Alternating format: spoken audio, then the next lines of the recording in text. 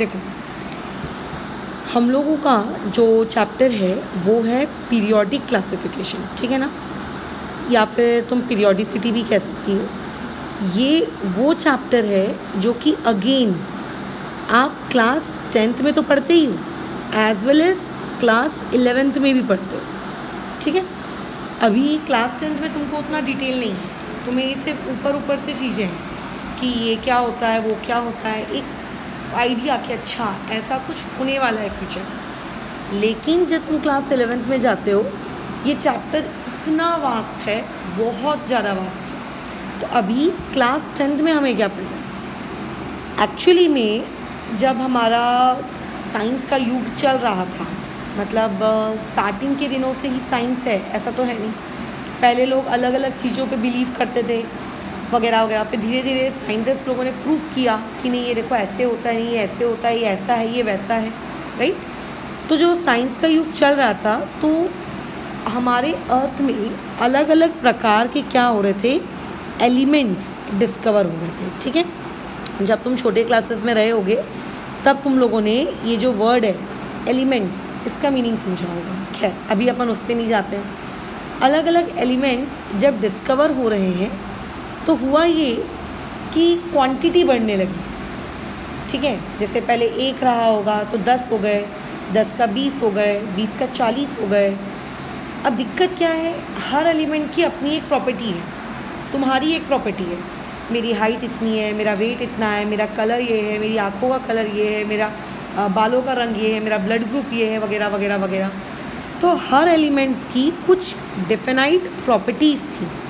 जैसे क्या क्या प्रॉपर्टीज़ हो सकती हैं एक एलिमेंट की, ठीक है। बैग उस तरफ रखो। स्कूल ओपन हो गए हैं क्या तुम लोगों के? खैर बैठो फटाफट। बैग उस तरफ नीचे की तरफ रख दो। तो एलिमेंट्स की बहुत सारी अलग अलग प्रॉपर्टीज़ होती है। जैसे हर एलिमेंट का अपना एक कलर होता है। जैसे चूना जो कि मैक्सिमम कैल्शियम से बना होता है, सफ़ेद कलर का लगभग रहता है। गोल्ड अपना अलग ही दिखता है, चांदी अलग दिखती है, कोयला कार्बन का ही एक फॉर्म है, वो एक अलग दिखता है। तो हर एलिमेंट की एक अपनी कैरेक्टरिस्टिक प्रॉपर्टी होती है, उसका कलर, उसका मेल्टिंग पॉइंट, उसका बॉइलिंग पॉइंट, ठीक है, उसकी डेंसिटी। इसका मतलब ढेरों ऐसी फिज़िकल प्रॉपर्टीज़ हैं जो एक एलिमेंट अपने साथ पजेस करता है, रखता है।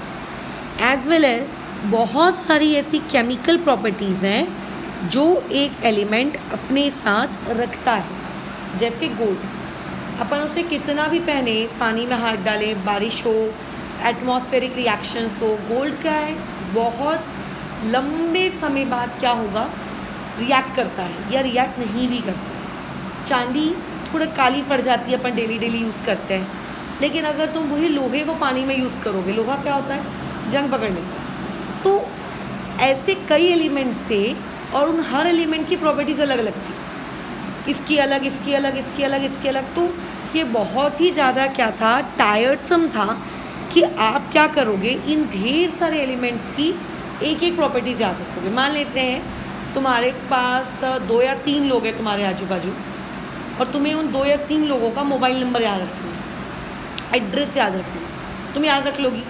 लेकिन अगर तुम्हारे आजू बाजू 50 से 60 लोग हैं और तुम्हें उन सारे लोगों का मोबाइल नंबर और एड्रेस याद रखना है, तो पॉसिबल नहीं। हम क्या करते हैं, एक बुक बनाएंगे या मोबाइल फ़ोन में सेव करेंगे, ताकि जब ज़रूरत पड़े तो वहाँ से उनको तुरंत क्या किया जा सके, कांटेक्ट किया जा सके।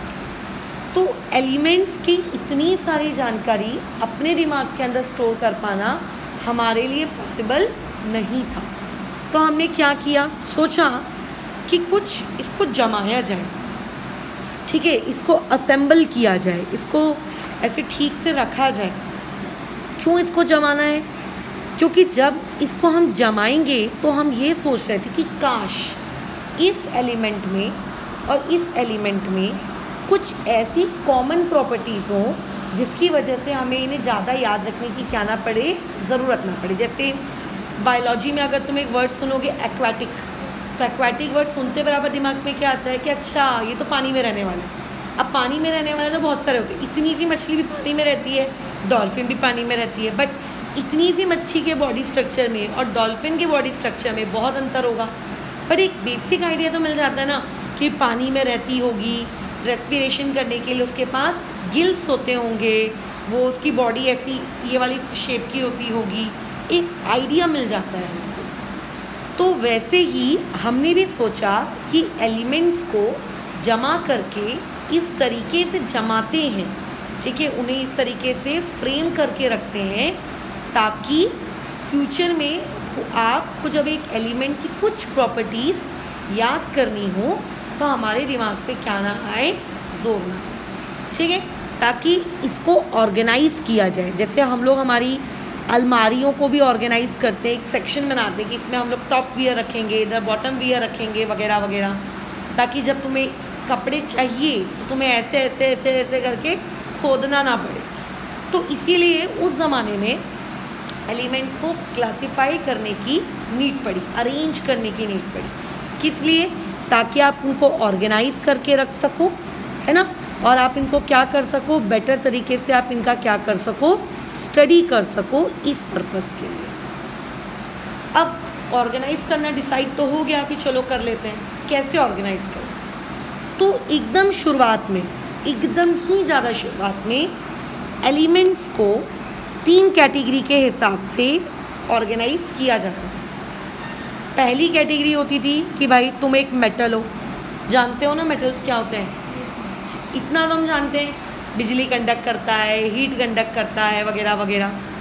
फिर दूसरी कैटेगरी उन्होंने क्या रखी कि तुम क्या हो, नॉन मेटल्स हो। जैसे बहुत सारे नॉन मेटल्स होते हैं, अभी 9th स्टैंडर्ड के सिलेबस में तुमने एक बहुत ही फेमस नॉन मेटल के बारे में पढ़ा है, कौन, कार्बन, है ना। कुछ आपके मेटलॉइड्स भी होते हैं। तो स्टार्टिंग में उन्होंने ये सब किया कि तुम मेटल हो, तुम नॉन मेटल हो, तुम मेटलॉइड हो। अब फिर उन्होंने एक चीज़ ऑब्जर्व की कि जैसे मान के चलो आपके पास एक मेटल है आयरन का, आयरन का जो सिंबल होता है वो होता है Fe।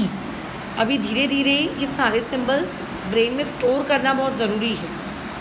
उसके बाद एक दूसरा मैं एलिमेंट ले लेती हूँ, जैसे हमने ले लिया सोडियम, इसका सिंबल क्या होता है, Na। फिर मैंने कहा कि चलो एक तीसरा एलिमेंट ले लेते हैं, गोल्ड, इसका सिंबल होता है Au, बराबर।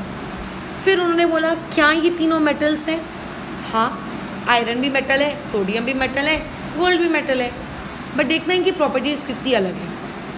आयरन, जैसे कि हम जानते हैं, अगर तुम्हारे सामने एक आयरन का ब्लॉक पड़ा है, क्या रहता है, हार्ड रहता है कि सॉफ्ट रहता है, कितना कड़क रहता है। बल्कि हम लोहे की हथौड़ी बनाते हैं, घर बनाते वक्त लोहे की सलाखें इस्तेमाल करते हैं, तो यानी कि ये काफ़ी स्ट्रेंथ वाइज भी ताकतवर है, ये काफ़ी क्या है, हार्ड है। अगर मैं सोडियम की बात करूँ तो तुम्हें सोडियम, जब तुम लोग 11th क्लास वगैरह में जाओगे ना, तुम्हारी लाइफ में तुम सोडियम देखोगे। जैसे वो लेखन नहीं आती थी, जैसे हम बचपन में लिखते थे, वो लेखन को अगर पानी में भिगा दो तो कैसे ग्रे कलर की दिखने लगती है, वैसी ग्रे कलर का क्या दिखता है, सोडियम। लेकिन अगर तुम चाकू से सोडियम को काटो तो ये एकदम पनीर के जैसे कट जाता है, एकदम जैसे पनीर कितना अच्छे से कट जाता है, वैसे ही आपका सोडियम भी क्या हो जाता है, कट जाता है। लेकिन क्या आयरन चाकू से काटने जाओगे तो क्या कटेगा, क्या नहीं कटता। तो इसका मतलब दोनों के दोनों मेटल्स हैं, सोचो, लेकिन क्या डिफरेंस है इनकी प्रॉपर्टीज़ में, बिल्कुल है। अच्छा, अब बात आती है गोल्ड की। तो देखो गोल्ड जो होता है, अगर मैं एकदम प्योर गोल्ड की बात करूँ जो अर्थ से निकाला जाता है, वो सॉफ्ट ही होता है, ठीक है। अगर आप चाहते हो कि आप गोल्ड के ऑर्नामेंट्स बना सको तो उसमें आप प्योर गोल्ड में कॉपर मिक्स करते हो, ठीक है। एकदम 100% प्योर गोल्ड का ऑर्नामेंट बन ही नहीं सकता। ऑर्नामेंट्स में हमें क्या चाहिए, डिज़ाइन चाहिए है। अब डिज़ाइन अगर मान लेते गोल्ड सॉफ्ट है, तुम ऐसे ही दबाओगे क्या हो जाएगा, डिज़ाइन जो तुमने दी है वो ख़राब हो जाएगी। तो गोल्ड को थोड़ा तो टफ होना पड़ेगा ना, तो उसके लिए हम लोग उसमें हल्का सा क्या मिक्स करते हैं, सुनार लो, कॉपर, ताकि उसको प्रॉपर तरीके से डिज़ाइन में क्या किया जा सके, ढाल सके, फ्रेम किया जा सके। तो तीनों के तीनों मेटल्स हैं बट प्रॉपर्टीज़ इनकी अलग है। अगर एक और प्रॉपर्टी की बात करें, आयरन जो होता है, लोहा, पानी में देखना क्या बढ़ जाता है, जंग, एकदम रस पकड़ लेगा। इसका मतलब ये क्या होता है, रिएक्टिव, ठीक है। लेकिन अगर मान लो अभी ये लोहा है, ये ऐसे ही रखा है, इस पर अभी पेंट वेंट कुछ होने का, अभी जैसे बाहर ऑक्सीजन गैस है, क्या ऑक्सीजन गैस और ये लोहा आपस के संपर्क में है, कांटेक्ट में है? बिल्कुल। अब गैस ऐसा थोड़ी ना करेगी कि जा मैं तेरे पास नहीं आती, वो तो आएगी आएगी। लेकिन क्या ये लोहा अपने आप इस ऑक्सीजन गैस की प्रेजेंस में ऐसा कुछ जल रहा है, ऐसा कुछ हो रहा है क्या? नहीं। लेकिन सोडियम के साथ होता है। सोडियम अगर आपने ऐसे रखा है और वो ऑक्सीजन गैस के संपर्क में है या पानी के संपर्क में है, ये जल जाता है, ठीक है। कभी भी लैब में जब हम लोग एक्सपेरिमेंट्स करते हैं ना, सोडियम का जब प्रयोग करते हैं तो सोडियम को अपनी जेब में लेके नहीं घूमना चाहिए, ठीक है। जैसे होता क्या है, लैब में बहुत सारे बच्चे होते हैं, 150 के आसपास मेरे हिसाब से लगभग रहते हैं। लैब अटेंडेंट सोडियम देता है प्रैक्टिकल करने के लिए। होता कैसे है कि सबके अंदर ये इच्छा होती है कि अपने पास कोई भी चीज़ थोड़ी ज़्यादा हो, ताकि अगर एक्सपेरिमेंट या प्रैक्टिकल करते वक्त ख़त्म हो जाए तो मुझे मेरा काम रोकना ना पड़े। उधर ऐसा है कि मान लेते हैं मेरे को इतना सा सोडियम मेरी टीचर ने दिया, मैंने रख लिया। मान लेते हैं मेरे प्रैक्टिकल के दौरान मेरे से वो चीज़ बिगड़ गई, गिर गई, गुम गई, या मेरा रिज़ल्ट नहीं आया, तो मुझे एक दूसरे सोडियम की नीड होगी। अब होगा क्या, अगर सारे बच्चे सोडियम ले गए और सोडियम बचा ही नहीं, तो क्या करना पड़ेगा, लैब में अटेंडेंट को बताओ, फिर वो लेकर आएंगे, फिर इंतज़ार करो, फिर अपना प्रैक्टिकल सबसे आखिरी में होगा। ये वाली फीलिंग आती है। तो अपन क्या करते हैं, जब लैब अटेंडेंट सर आते हैं, सोडियम रखते हैं, खुद ही काट काट के लेना पड़ता है, पनीर के जैसे इतना सा। तो हम लोग क्या करते थे उस वक्त, ये 10 सोडियम अपनी जेब में भर के घूम रहे हैं, कागज़ में डाला, उसको पुड़िया बनाई और रखी, बाद में अगर नीड पड़े तो कहीं बैठना तो ना पड़ जाए, इस एटीट्यूड के साथ। फिर होता क्या था सर का, क्या रे तुम लोग कैसे सोडियम ले लेते हो, मैम ने बताया कि जल जाएगा, जेब में ये हो जाएगा, वो हो जाएगा। तो जो सोडियम है ना, ये इतना रिएक्टिव है कि इसको कभी ऐसे खुले में रखा ही नहीं जाता। सोडियम बहुत ज़्यादा, मतलब हाईली रिएक्टिव, लोहे से भी ज़्यादा रिएक्टिव है, ठीक है, बहुत। मतलब अगर आपने थोड़ा भी ऑक्सीजन के संपर्क में आया, पानी के संपर्क में आया, तो ये क्या कर लेता है, वो। तो ऐसे केस में यहाँ से क्या पता चल रहा है कि हाईली रिएक्टिव है। इसीलिए अगर तुमको सोडियम स्टोर करना है तो तुम इसको स्टोर कैसे करते हो, इसको स्टोर करने के लिए आप किसका प्रयोग करते हो, कैरोसिन का प्रयोग करते हो। मिट्टी का तेल जानते हो, ब्लू ब्लू कलर का दिखता है, मिट्टी के तेल के अंदर सोडियम रखते हैं। क्यों रखते हैं, क्योंकि मिट्टी के तेल में ऑक्सीजन गैस का प्रवेश नहीं होगा, पानी नहीं जाएगा, तो ऐसे केस में वो रिएक्ट नहीं करेगा। लेकिन अगर हम वहीं पे गोल्ड की बातचीत करें तो गोल्ड एक तरीके से आप ये कह सकते हो कि सबसे लीस्ट रिएक्टिव है। देखना गोल्ड ऐसे करोड़ों करोड़ों साल पुराना भी अभी तक वैसा ही दिखता है। आयरन दिखेगा क्या, लोहा अगर आपने इसको प्रॉपर टाइम पे पेंट नहीं किया, जैसे मान लेते अभी ये पेंट होने का, इस पर अभी पेंट हो गया, अगले साल अगर मान लेते थोड़ा कहीं अपन को दिख रहा है कि पेंट निकल गया, क्योंकि पेंट निकल जाता है, तो अपन को क्या करना पड़ेगा, लगाना पड़ेगा। नहीं लगाओगे तो रस्ट, करोशन होना शुरू हो जाएगा। तो इससे ये पता चलता है कि जो गोल्ड है वो क्या है आप लोगों का, लीस्ट रिएक्टिव। तो जो ये साइंटिस्ट लोग थे, इनके दिमाग में बात आई, यार हम लोग तो एलिमेंट्स को बोल रहे थे कि तुम मेटल हो, तुम नॉन मेटल हो, तुम मेटलॉइड हो, तो मेटल्स में ही तो देखो कितना वेरिएशन है। एक मेटल अपने जैसे दूसरे मेटल से कैसा है, डिफरेंट है, प्रॉपर्टीज़ में क्या है, चेंज है। तो उनको ऐसा लगा कि यानी कि सारे मेटल्स फिज़िकल टर्म्स में, फिज़िकल प्रॉपर्टीज़ के टर्म्स में और केमिकल प्रॉपर्टीज़ के टर्म्स में सेम नहीं होते। उनमें क्या होता है, डिफरेंस होता है, उनमें क्या होता है, अंतर होता है कि ये वाला मेटल इस वाले मेटल से क्या है, अलग है। फिर उन्होंने एक और चीज़ ऑब्जर्व की कि सोडियम के जैसा ही एक और मेटल उनको मिला लिथियम, ठीक है। उनको मिला पोटाशियम। उन्होंने ये देखा कि एग्जैक्टली तो सेम नहीं है, लेकिन हाँ बहुत सारी प्रॉपर्टीज़ इनकी सेम है। जैसे सोडियम बहुत रिएक्टिव है, जैसे लिथियम बहुत रिएक्टिव है, तो वैसे ही पोटेशियम वगैरह भी क्या थे, रिएक्टिव थे। उन्हें गोल्ड जैसा एक और एलिमेंट मिला, जैसे हम अगेन ऑर्नामेंट्स में यूज़ करते हैं, कौन सा है, सिल्वर। एक और मिला, कौन है वो, प्लैटिनम।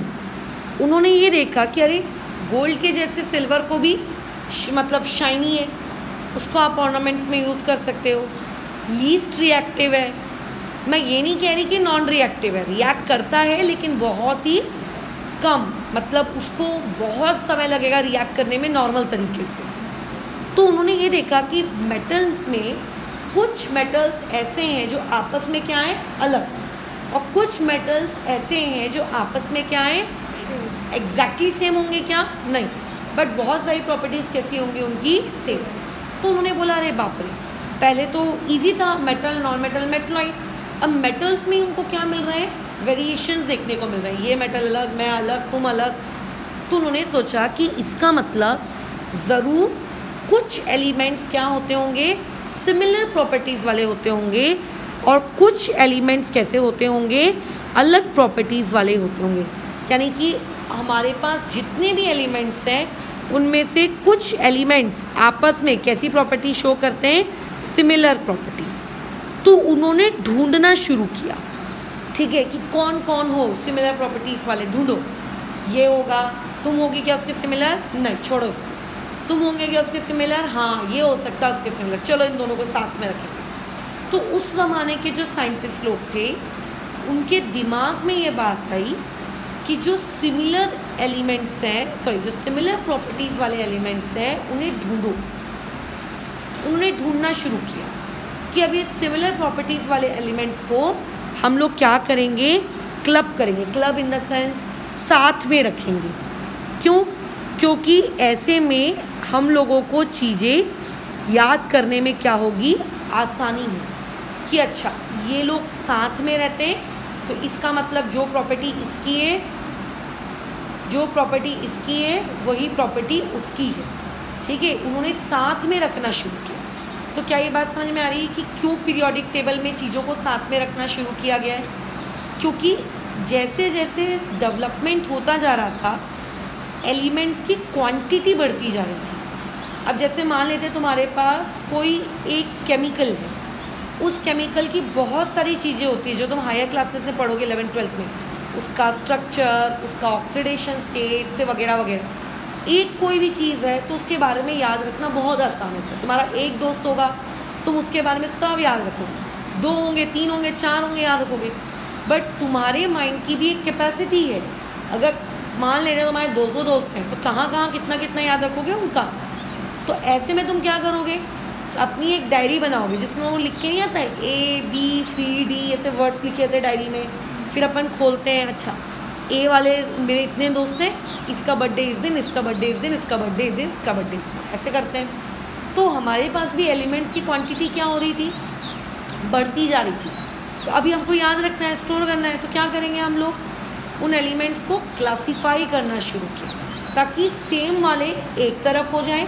जैसे मान लेते हैं अभी ये दोनों सेम स्कूल की हैं, तो अगर मुझे इनके सिलेबस के बारे में जानना है तो जो सिलेबस इसको मिलेगा वही सिलेबस इसको भी मिलेगा, जो एग्ज़ाम डेट इसको मिलेगी वही एग्ज़ाम डेट उसको मिलेगी। बट तुम अलग स्कूल की हो तो ऑब्वियस है कि तुम्हारा सिलेबस और तुम्हारा टाइम टेबल इन दोनों से मैच नहीं करेगा। तो मुझे अगर मान लेते हैं जिंदल का टाइम टेबल जानना है तो मैं उसको पूछूँ या इसको पूछूँ, मुझे वही आंसर मिलने वाला है, बराबर। तो इसका मतलब ये लोग एक ग्रुप के हैं, इन्हें एक साथ रखो। और तुम क्या हो अभी फ़िलहाल उनकी अलग ग्रुप की हो, राइट।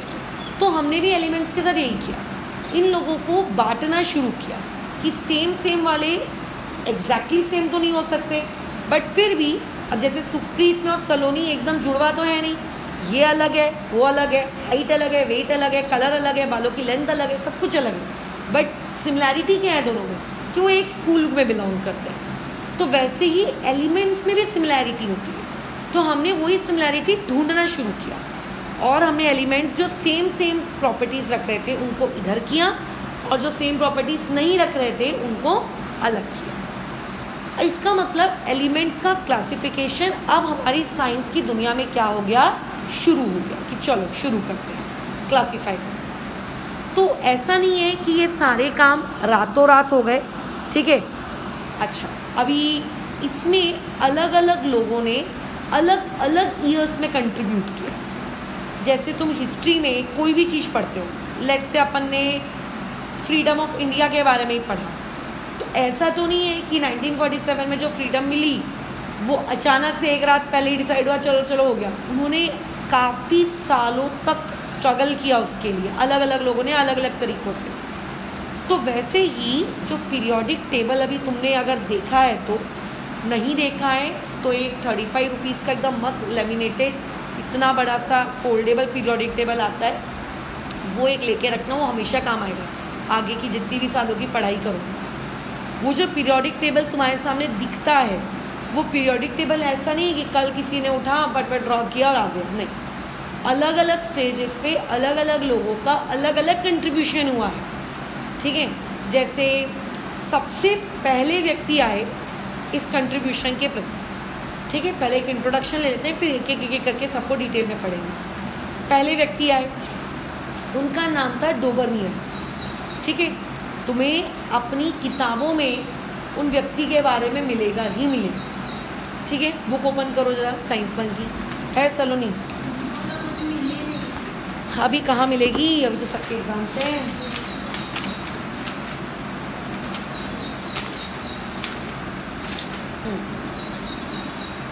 मिल गया। डोबर्नियर कौन है ये, जर्मन। तुम देखो कौन है ये, जर्मन।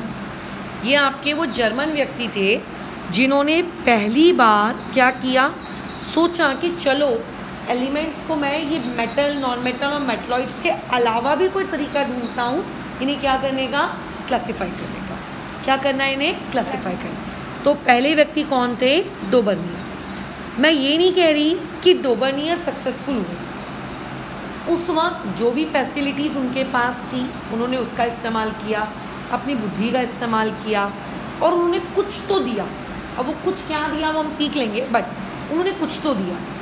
बट होगा कैसे कि डोबर्नियर ने जो भी बातचीत कही वो एक सर्टेन एक्सटेंट तक ट्रू निकली। जैसे मान लेते मैंने एक रूल बनाया, मान के चलो, अब जब रूल बनता है तो अपन को ट्राई करना पड़ता है क्या ये सही है या ये गलत है। तो मान लेते हैं 100 लोग हैं, मैंने इस पर ट्राई किया सक्सेसफुल, मैंने उस पर ट्राई किया सक्सेसफुल, मैंने तुम पे ट्राई किया सक्सेसफुल, मैंने अपने आप पे ट्राई किया अनसक्सेसफुल, मैंने किसी और पे ट्राई किया अगेन अनसक्सेसफुल। मतलब उनके सक्सेस रेट्स क्या थे, कम, और अनसक्सेसफुल वाले रेट्स क्या थे, ज़्यादा। तो डोबर्नियर ट्रायड कोई सक्सेसफुल लॉ नहीं है, लेकिन इसे हम पढ़ क्यों रहे हैं अपनी किताब में, क्योंकि वो पहले व्यक्ति थे जिन्होंने इसको क्या किया था, शुरू किया था, इसीलिए हम डोबर्नियर को पढ़ रहे हैं। अदरवाइज डोबर्नियर का कंट्रीब्यूशन उस अभी के ज़माने के मॉडर्न पीरियोडिक टेबल में कोई खासा है नहीं। ये एकदम शुरुआती दौर था जब पहली बार चीज़ों को, एलिमेंट्स को क्या करने की नीड पड़ रही थी, अरेंज करने की नीड पड़ रही थी, तब का ये क्या था, शुरुआती दौर था।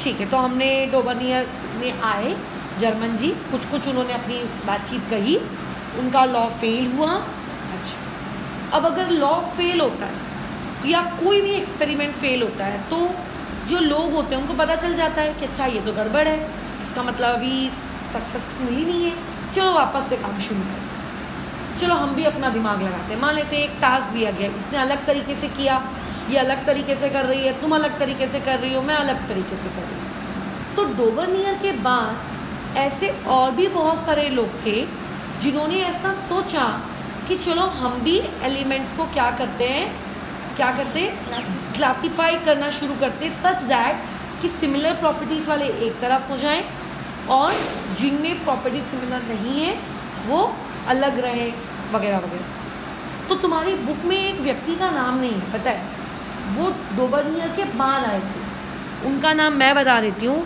वो थे लूथर मेयर।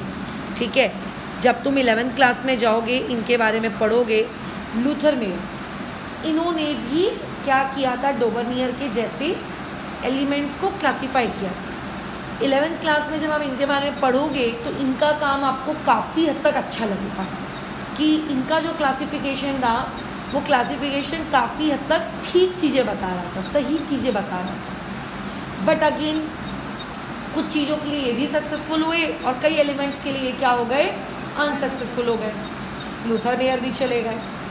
फिर उसके बाद तीसरे नंबर पे आए ये आपके व्यक्ति, कौन है ये, न्यूलैंड। जैसे डोबर्नियर जर्मन थे, मतलब जर्मनी जैसे अपन इंडियंस बोलते हैं, वैसे वो कौन थे, जर्मन। तो ये जो न्यूलैंड थे ये आपके कैसे व्यक्ति थे, इंग्लिश यानी कि ब्रिटिश, ठीक है। तो न्यूलैंड आए, न्यूलैंड ने भी अपना कुछ बताया। न्यूलैंड डोबर्नियर के कंपेयर में ज़्यादा सक्सेसफुल थे, ठीक है।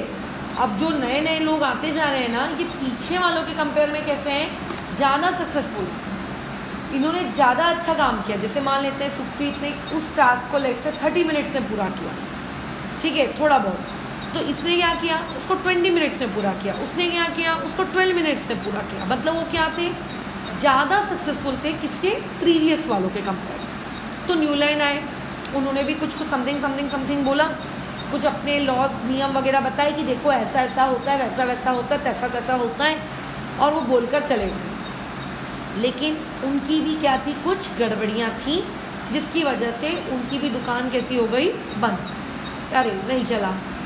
अब इसके बाद जो नेक्स्ट व्यक्ति आए that was Mendeleev, Russian scientist, ठीक है।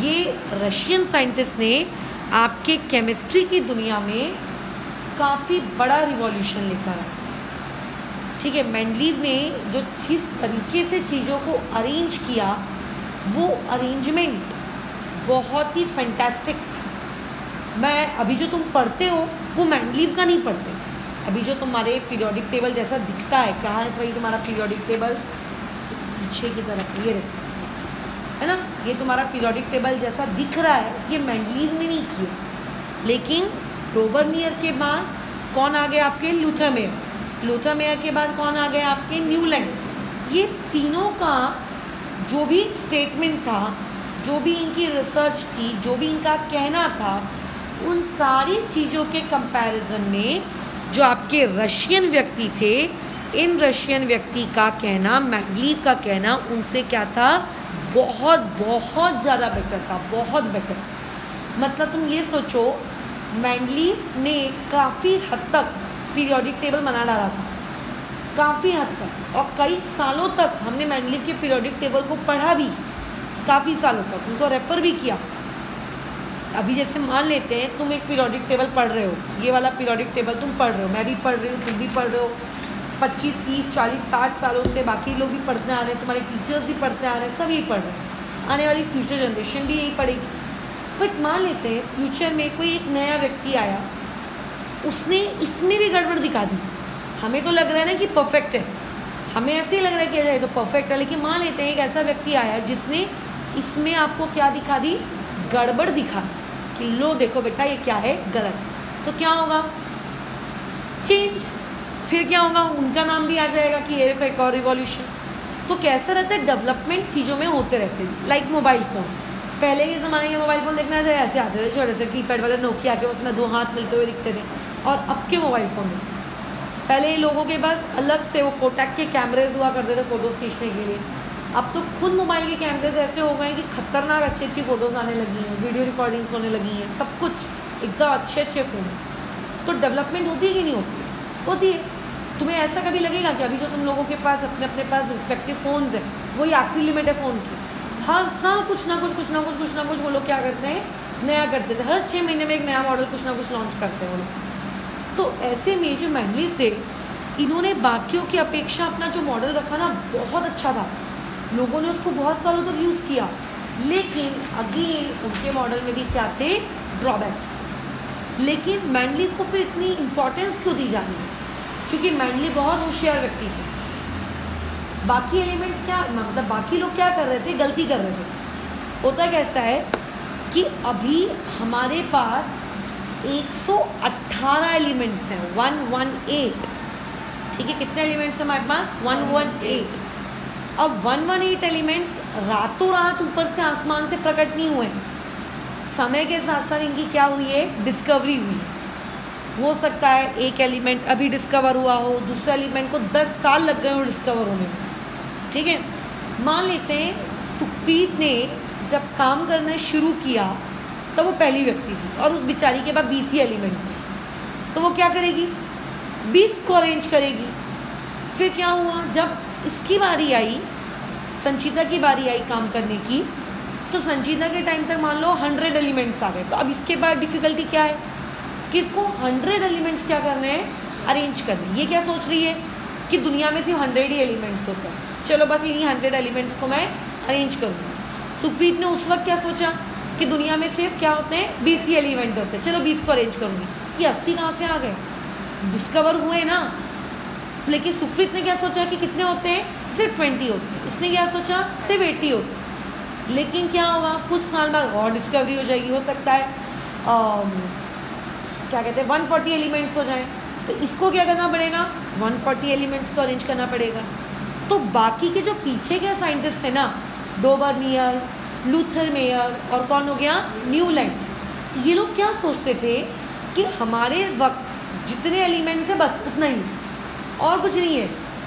लेकिन मैंडली वो पहले व्यक्ति थे जिन्होंने ऐसा सोचा कि ऐसे कई एलिमेंट्स अभी भी हैं जो कि डिस्कवर होने के हैं और मुझको उन एलिमेंट्स के बारे में फ़िलहाल अभी ज्ञान नहीं है, लेकिन हाँ फ्यूचर में कभी ना कभी वो एलिमेंट डिस्कवर ज़रूर होगा।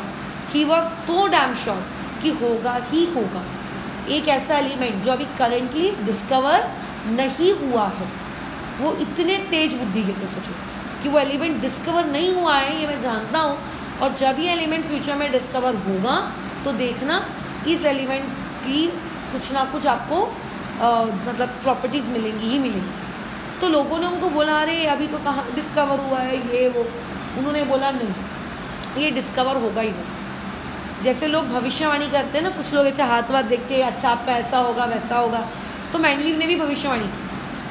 उन्होंने ये कहा कि फ्यूचर में जो एलिमेंट डिस्कवर होगा फ्यूचर में, उस एलिमेंट की मैं आपको प्रॉपर्टीज़ बताता हूँ। चलो, तुक्का नहीं मारा उन्होंने, कुछ कैलकुलेशंस की, ऑब्जर्वेशंस की, ठीक है, कि ऊपर वाले एलिमेंट का ऐसा है, नीचे वाले का ऐसा है, तो इस वाले का ऐसा होगा। दिमाग लगाया, साइंटिफिक दिमाग लगाया, तुक्का नहीं था कि मान लेते हैं। आपको एक अच्छा खासा टेबल भी दिया है इसके बारे में। आ गया भाई,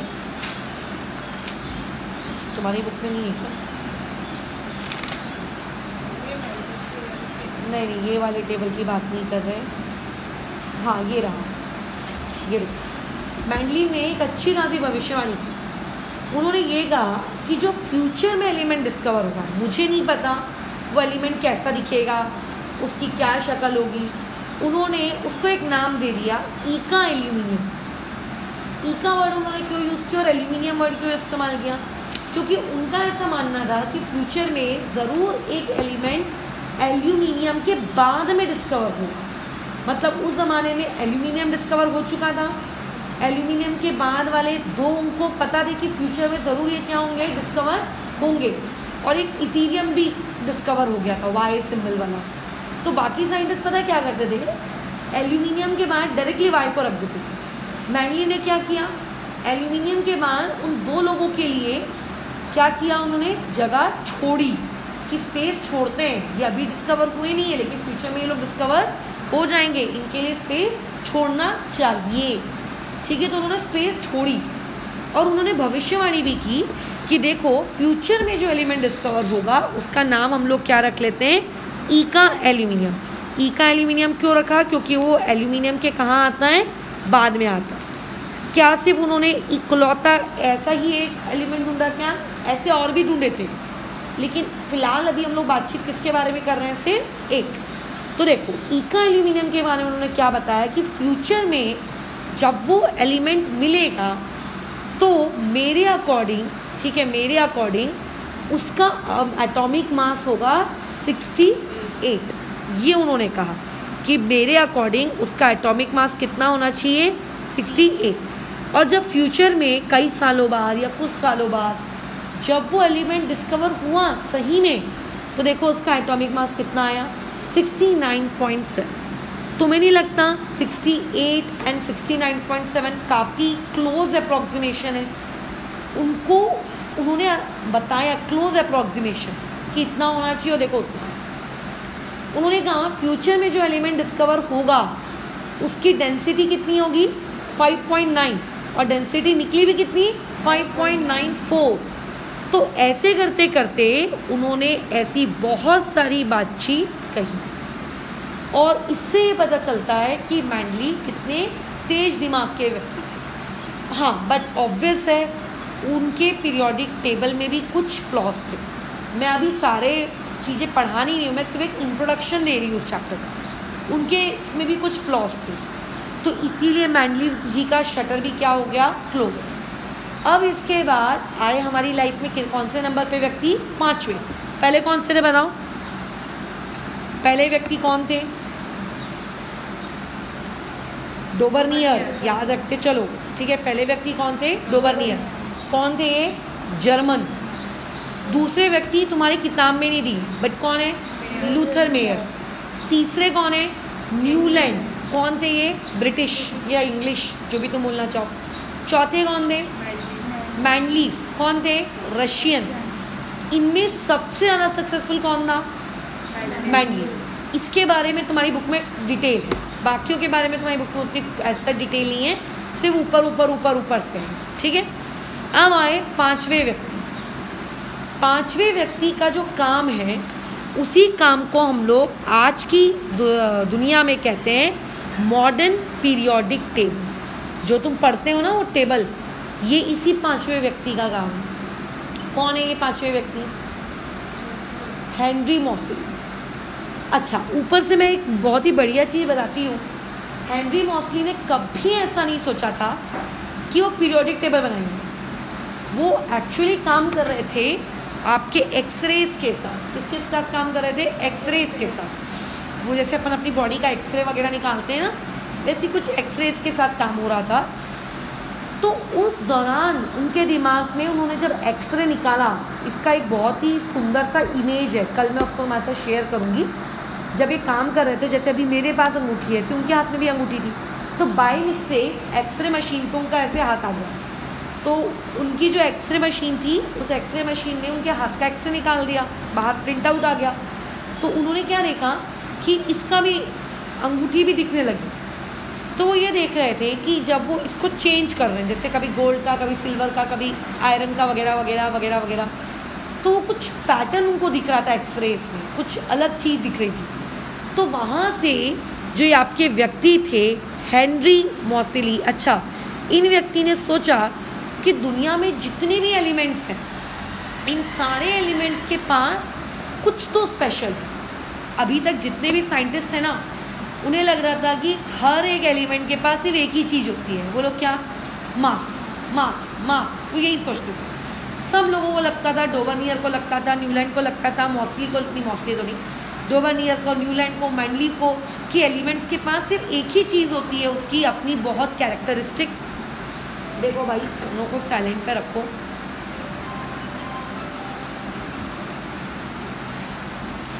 उन्हें लगता था कि एलिमेंट्स के पास अपनी एक ही बहुत ख़ास चीज़ होती है, और वो ख़ास चीज़ क्या होती है? मास मास मास मास मास। हेनरी मॉसिली वो पहले व्यक्ति थे जिन्होंने कहा कि एलिमेंट्स के पास मास के अलावा एक और बहुत इम्पॉर्टेंट कैरेक्टरिस्टिक चीज़ होती है, वो क्या है? Atomic number. जब तुम छोटे रहे होगे 8वीं में या 9वीं में, तब तुमने एटॉमिक मास, एटॉमिक नंबर, ये दो चीज़ें सुनी थी। लेकिन ऐसा मत सोचना कि अरे हमें तो 9th में पता था, इनको नहीं पता था क्या उस टाइम पर। ऐसा नहीं है। चीज़ें कई बार हमको पता होती हैं, लेकिन स्टिल हमारा दिमाग उस डायरेक्शन में नहीं जाता। उन्हें भी पता था एटॉमिक नंबर, उन्हें भी पता था एटॉमिक मास, लेकिन अभी तक के जो प्रीवियस लोग थे वो इम्पोर्टेंस किसको दे रहे थे? Atomic mass, atomic mass, atomic mass. उन्होंने कभी सोचा ही नहीं किसके बारे में?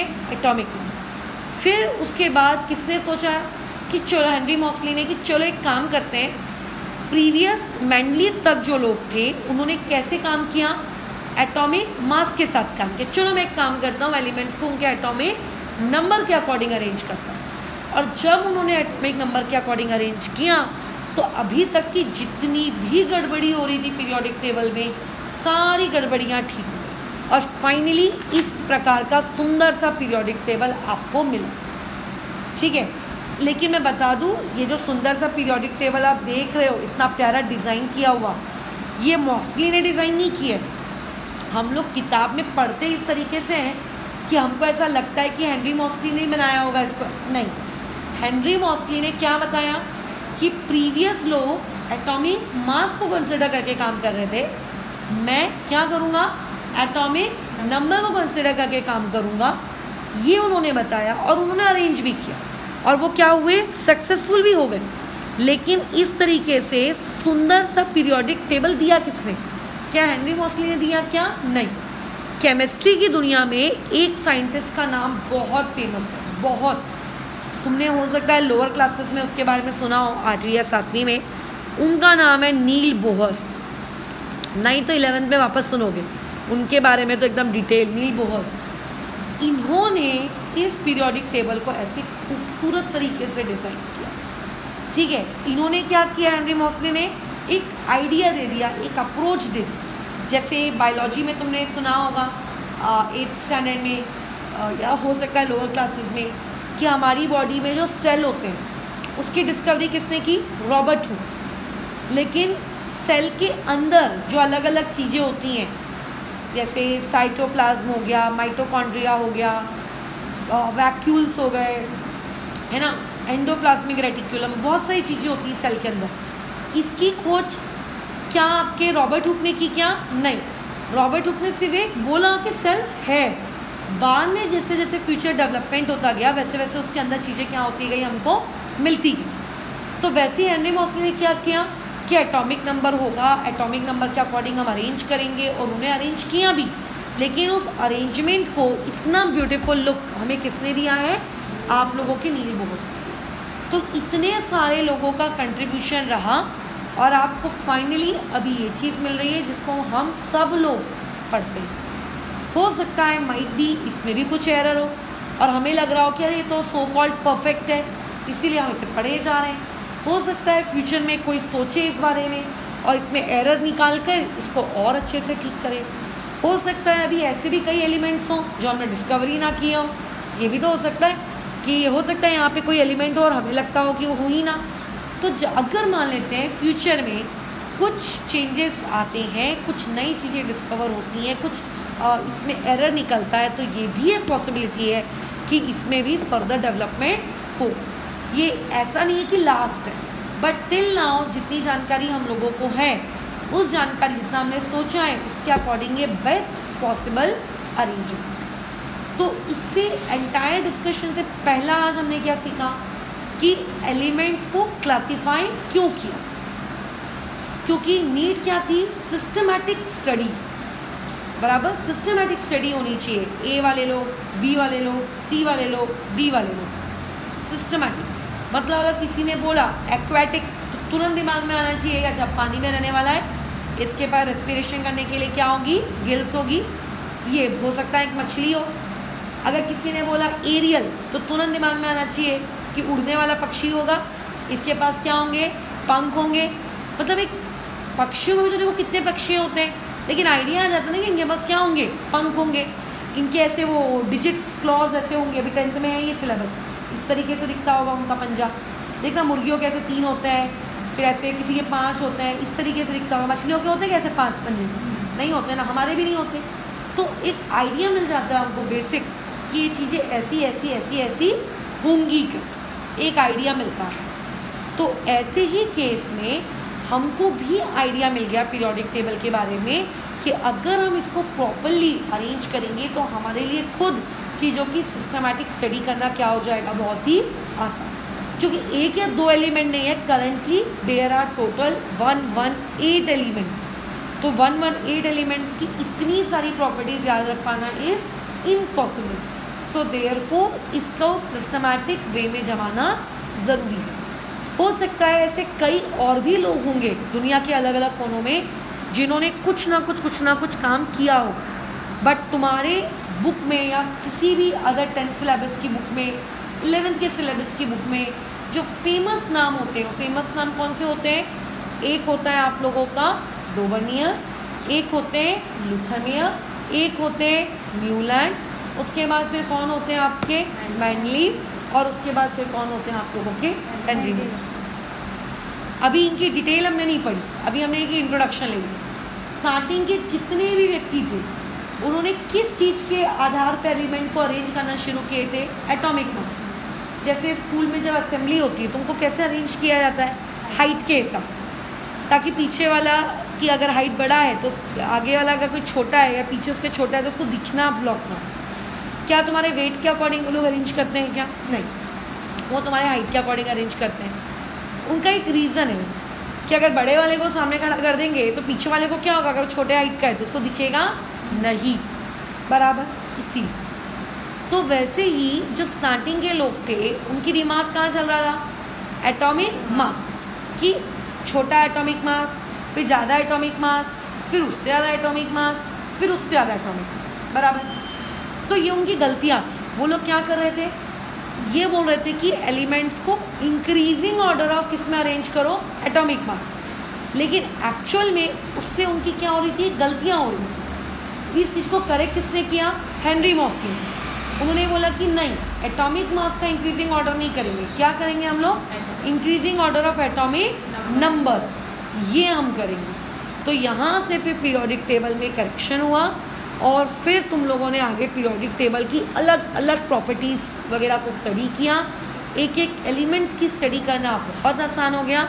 तुम्हारा सिलेबस ज़्यादा डिटेल की बात करता ही नहीं है हिस्ट्री में, जो कि करना चाहिए क्योंकि बहुत ही आसानी से सीखी जा सकती है। इसमें बस ओवरव्यू दे दिया है तुमको एक, कि जब तुम आगे फ्यूचर में जाओगे 11th स्टैंडर्ड की केमिस्ट्री में तो इसी पीरियोडिक टेबल की बहुत सारी प्रॉपर्टीज़ के बारे में पढ़ोगे। अलग अलग तरीके से कौन कौन सी प्रॉपर्टीज़ हम पीरियोडिक टेबल को देख के क्या कर सकते हैं? पढ़ सकते हैं, सीख सकते हैं, इस बारे में देखोगे। तो ये एक पीरियोडिक टेबल का इंट्रोडक्शन था कि हम लोग जो चैप्टर पढ़ने वाले हैं उसमें क्या है। अभी पता है इस पीरियोडिक टेबल के इस तरीके से अरेंज होने से फ़ायदा क्या हुआ है कि होता क्या है कि हर एक एलिमेंट का जो एटम होता है, हम अपनी नेकेड आई से तो नहीं देख सकते बट एटम होता तो है। उस एटम का एक साइज़ होता है कि मैं इतना बड़ा रहूँगा, मैं इतना बड़ा रहूँगा, एक साइज़ है। अब तुम क्या साइज़ की वैल्यूज़ याद रखोगे क्या? अब जैसे मान लेते हैं तुम लोग एक दूसरे को भी नेक्स्ट 1 साल तक देखते रहोगे तो तुम्हें याद रहेगा कि इसकी हाइट मुझसे कम है, इसकी हाइट मुझसे ज़्यादा है। एटम को देख पाते हो क्या? नहीं। तो ऐसे केस में अगर मैं कल को पूछूं कि चलो बताओ ज़रा ये 2 एटम है, इन 2 एटम में किसका साइज़ बड़ा है, तो तुम क्या बोलोगे? वैल्यू बताओ। आप वैल्यू बताओ, हम वैल्यू देख के बता देंगे ये छोटा है ये बड़ा है। तो वैल्यू देख के तो कोई भी बता देगा, लेकिन क्या इतनी सारी वैल्यूज याद रखोगे क्या? और सिर्फ एक साइज़ इकलौता नहीं है, density, melting point, boiling point, कितनी सारी ऐसी वैल्यूज़ हैं जो आपको याद करनी पड़ेंगी 118 एलिमेंट्स की। क्या ये पॉसिबल है ह्यूमन? ऐसी बहुत प्रॉपर्टीज़ होती हैं। साइज़ होता है, मेल्टिंग पॉइंट होता है, बॉइलिंग पॉइंट होता है, डेंसिटी होती है, आयनाइजेशन एनर्जी होती है, एंथैल्पी होती है, ठीक है, बहुत सारी चीज़ें होती हैं। क्या इतनी सारी चीज़ों की वैल्यूज़ हम याद रख पाएंगे? नहीं। तो क्या होना चाहिए? कोई पैटर्न होना चाहिए जिस पैटर्न के माया हम ये समझ पाए कि अच्छा ये ऐसे हो रहा है, ओ ये वाला एक पैटर्न होना चाहिए ना। तो अभी पता है क्या, इस पीरियोडिक टेबल के बनने के बाद इन पैटर्न्स को आगे डिकोड किया गया। अब तुम्हारे सिलेबस में ज़्यादा नहीं है, सिर्फ एक ही पैटर्न पे बातचीत हो रही है और वो पैटर्न कौन सा है? Atomic radius. कि पीरियोडिक टेबल में आखिर अलग अलग एलिमेंट्स के एटॉमिक रेडियस का पैटर्न क्या है, पैटर्न पे बात हो रही है, वैल्यूज़ पे कभी बात नहीं हो रही। जैसे यहाँ पे देखो वैल्यूज़ दी हुई हैं 231 पिकोमीटर, 186 पिकोमीटर वगैरह वगैरह। नो यूज़, कोई काम की नहीं है ये वैल्यूज़। आप 118 एलिमेंट्स के वैल्यूज़ याद रखोगे क्या? नहीं रख सकते ना, तो ये नो यूज़। ये लेकिन आपकी बुक में सिर्फ एक ही प्रॉपर्टी के बारे में बात की जा रही है, वो कौन है? Atomic radius. आगे कुछ भी नहीं।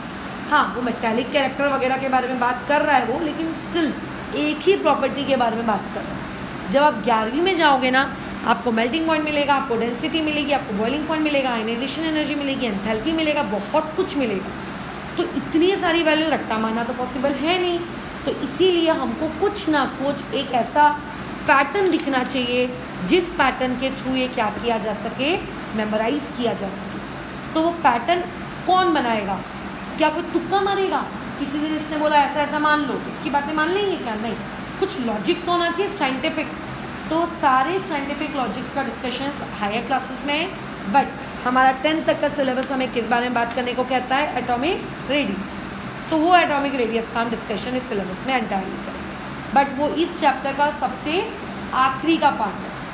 ठीक है, अभी हम लोगों को स्टार्टिंग कहाँ से करनी है? डेवलपमेंट से, कि आखिर पहले कौन आया, बाद में कौन आया, उसके बाद में कौन आया, किससे क्या गलती हुई, क्या नहीं हुई, क्यों गलत हुआ, ये सारे टॉपिक्स। ठीक है, तो आज के इसमें हम लोगों ने सिर्फ और सिर्फ क्या लिया है? इंट्रोडक्शन लिया है। अभी इसके आगे का हम लोग कल कंटिन्यू करेंगे।